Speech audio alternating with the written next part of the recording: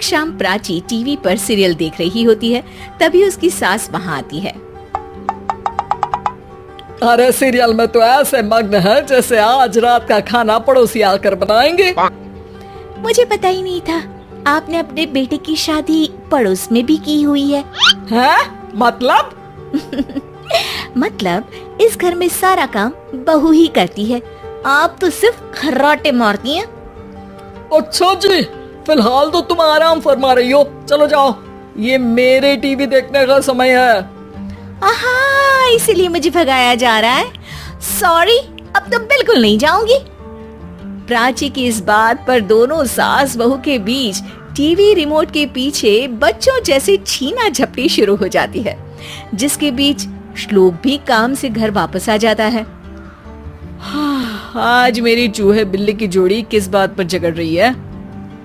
अरे तेरे बीवी मुझे टीवी ही नहीं देखने दे रही। अरे तुम्हारी मम्मी मुझे खाना बनाने के लिए फोर्स कर रही है। अरे वाह, ऐसे बेतुके रीजन पर तो बच्चे भी झगड़ा नहीं करते। अरे मुझे कुछ मत बोल, सब इसने ही शुरू किया है। हाँ हाँ, जैसे आप तो बहुत दूध की धूली है ना। अरे बस दोनों चुप। प्राची जाओ, खाने की तैयारी करो, और माँ तुम छोड़ो, तुम्हें क्या बोलूं, शांति से अपना सीरियल देखो, मुझे दोबारा लड़ने की आवाज सुनाई नहीं देनी चाहिए। ऐसा बोलकर श्लोक वहाँ से चला जाता है, जिसके पीछे पीछे प्राची भी कुछ न कुछ बड़बड़ाते हुए रसोई में चली जाती है। हाँ हाँ, सासू जी को तो कुछ बोलेंगे ही नहीं, बस मुझ पर ही हुक्म चलता है, खाना बनाओ, जैसे मैं इनके घर में खाना बनाने के लिए आई हूँ। इसी तरह शाम बीतती है और रात को श्लोक और प्राची की सास खाना खाकर सोने चले जाते हैं, लेकिन प्राची गुस्से में कुछ खाए बिना काम में ही लगी रहती है। इस घर में किसी को घंटा फिक्र नहीं पड़ता, मैं खाऊं या भूखी रहूं। प्राची कुछ देर के लिए रसोई से बाहर जाती है और जैसे ही वापस आती है तो वहाँ दूध का भरा ग्लास देखकर हैरान रह जाती है। फिक्र पूरी है, बस दिखाना नहीं है। प्राची दूध पीकर सोने चली जाती है और अगली सुबह एक बार फिर सास बहू का कार्टून नेटवर्क स्टार्ट हो जाता है। ये तुमने ही किया है। अरे अजीब जबरदस्ती है, मैं बोल रही हूँ मैंने कुछ नहीं किया। दोनों ने मिलकर पूरे घर को पागल खाना बनाया हुआ है। यहाँ कोई नॉर्मल इंसान तो रह ही नहीं सकता, इसीलिए अब पड़ोसी क्या रिश्तेदार भी घर आने से कतराते हैं।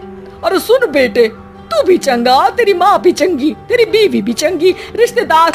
हाँ जी, आपको नहीं पता क्या, गंगाधर ही शक्तिमान है, रिश्तेदार ही। हाँ हाँ, बस समझ गया। कभी जानवरों जैसे लड़ेंगी तो कभी जुगलबंदी करेंगी। भाई मैं आप दोनों के बीच में नहीं फंसना चाहता।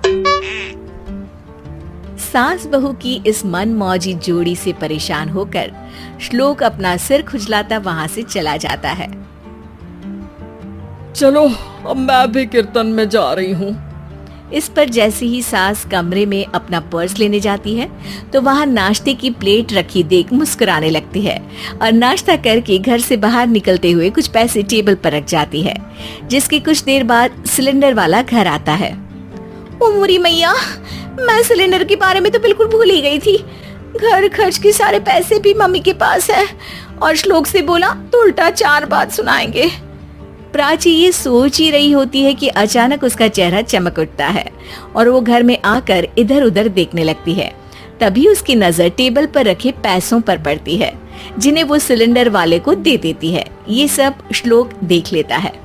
अच्छा बेटे, इतना बड़ा घोटाला, सबके सामने मैं तेरी दुश्मन और पीठ पीछे तेरी मेरी यारी। इस पर श्लोक एक प्लान बनाता है और शाम को सब एक साथ बैठे होने पर बोलने लगता है।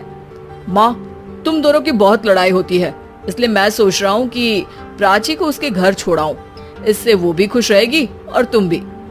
अचानक श्लोक की ये बात सुनकर सास बहू शौक से उसकी तरफ देखती हैं। अरे ऐसे कैसे घर छोड़ाओगे, मुझे कहीं नहीं जाना। अरे तुमने बोला नहीं पर मैंने सुन लिया, तुम्हें मम्मी के साथ रहना अच्छा नहीं लगता, मुझे पता है। अरे वाह, अरे जब बहू खुद कुछ काम बोले तो वो तुझे सुनता नहीं, और अब जो इसने बोला ही नहीं वो तू समझ गया। जब उसे नहीं जाना तो फिर जबरदस्ती क्यों कर रहा है? अच्छा, फिर आपको मौसी के घर छोड़ाता हूँ, बस अब आप दोनों एक घर में एक छत के नीचे नहीं रह सकती। मैं इस टॉम एंड जेरी की जोड़ी को और नहीं झेल सकता। है? ऐसे कैसे नहीं रह सकते? तुम्हें इतनी दिक्कत है तो तुम्हारा बोरिया बिस्तर पैक कर देती हूँ, लेकिन मम्मी जी कहीं नहीं जाएंगी। बिल्कुल यही सुनना था मुझे। अगर दोनों में इतना ही प्यार है फिर हर वक्त ये लड़ाई का नाटक क्यों करती हो? देखा मैंने कैसे माँ किचन में दूध रखती है और तुम उनके लिए कमरे में नाश्ता रखती हो, और कैसे वो पहले ही तुम्हारी दिक्कत समझकर घर में पैसे रखकर बाहर जाती है।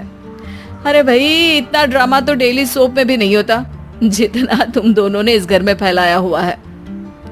तू हमें टॉम एंड जेरी बोलता है ना, तो याद कर वो दोनों भी एक दूसरे को बाहर वालों की बुरी नजर से बचाने के लिए हमेशा सबके सामने लड़ते थे, लेकिन अकेले में दिक्कत के समय मदद भी तो करते थे। बस हमारा रिश्ता भी कुछ ऐसा ही है।